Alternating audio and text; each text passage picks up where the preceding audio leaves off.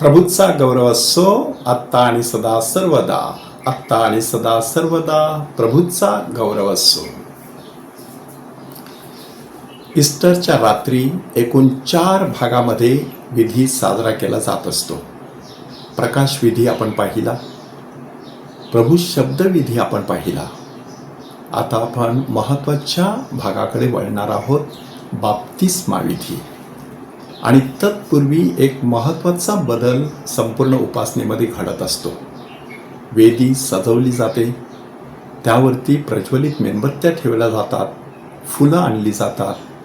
देवळाचा घंटानाद ग्लोरिया ह्या गाण्याच्या वेळेला केला जात असतो आणि प्रास्ताविक प्रार्थना करून संत पौलाच्या पत्रातून एक वाचन घेतलं जातं आणि मग त्यानंतर येशूच्या पुनरुत्थानाचं वर्णन करणारं शुभवर्तमान वाचलं जातं. प्रवचन देखील येशूच्या पुनरुत्थानावरती आधारित असतं.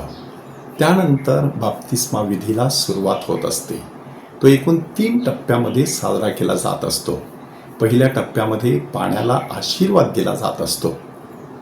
ही आशीर्वादाची लांबलचक प्रार्थना सुरू असताना पास्काची मेणबत्ती पाण्यामध्ये जलकुंडामध्ये बुडवली जात असते. आणि जर बाप्तिस्मा स्वीकारण्यासाठी लोक असतील तर संतांची विनंतीमाला सुद्धा घेतली जात असते. उमेदवार नसतील तर ही विनंतीमाला टाळली जात असते. परंतु ही जी मेणबत्ती त्या पाण्यामध्ये बुडवली जात असते त्याकडे बारकाईने लक्ष ठेवायचं. एकूण 3 वेळा ही मेणबत्ती त्या पाण्यामध्ये बुडवली जात असते. की मेणबत्ती बाहेर असताना दिवस, मेणबत्ती पाण्यात असताना रात्र, दिवस आणि रात्र, दिवस आणि रात्र, अशा प्रकारे 3 दिवस आणि 3 रात्री येशू पृथ्वीच्या पोटात राहिला, हे जे सत्य आपण श्रद्धेमध्ये व्यक्त करत असतो ते त्या ठिकाणी साकार केलं जात असतं. ती मेणबत्ती म्हणजे प्रभू येशू ख्रिस्ताच्या जीवनाचं प्रतीक आणि ते जलकुंड म्हणजे ख्रिस्त सभेचं प्रतीक. प्रभू येशू ख्रिस्त हा वर आहे, ख्रिस्त सभा ही वधू आहे. वर आणि वधू एकत्र आल्यानंतर त्यांच्यामधून मुलं जन्माला येत असतात. त्याप्रमाणे ह्या जलकुंडातून बाप्तिस्म्याच्या द्वारे नवा जन्म घेऊन बाळं ख्रिस्त सभेमध्ये प्रवेश करत असतात. म्हणून तो प्रसंग अत्यंत बारकाईने पाहायचा आणि स्वतःला सांगायचं की ह्याच बाप्तिस्म्याच्या पाण्यामधून मला नवीन जन्म मिळालेला आहे. आणि मग बाप्तिस्म्याच्या वेळी आपण दिलेल्या वचनांचं आपण नूतनीकरण करत असतो की राखेच्या बुधवारी आपल्या कपाळाला राख लावून आपल्या बाप्तिस्म्याची आठवण करून देण्यात आलेली होती.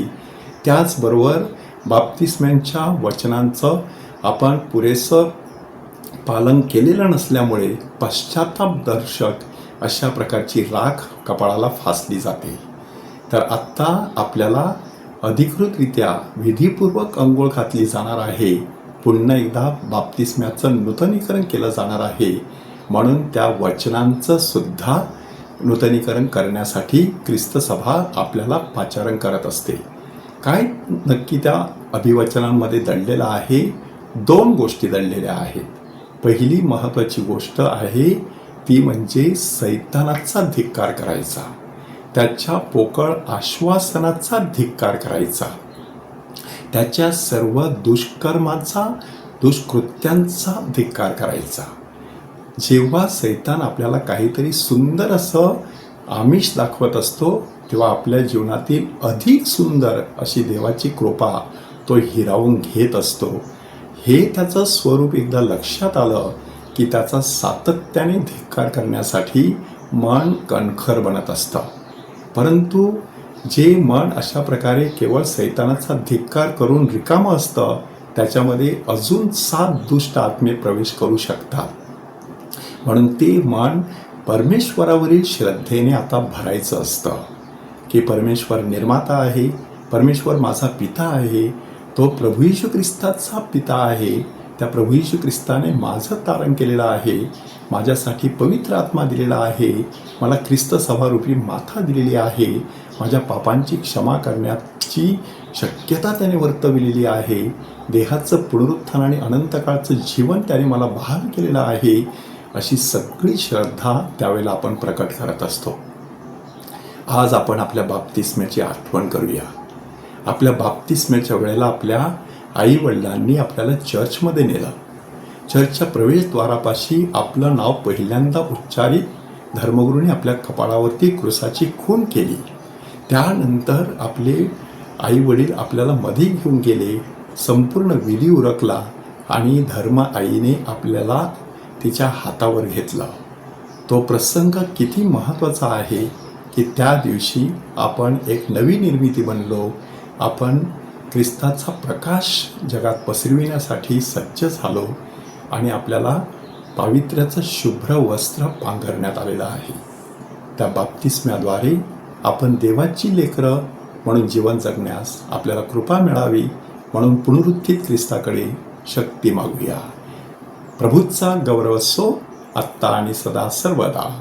आत्ता आणि सदा सर्वदा प्रभूचा गौरव असो.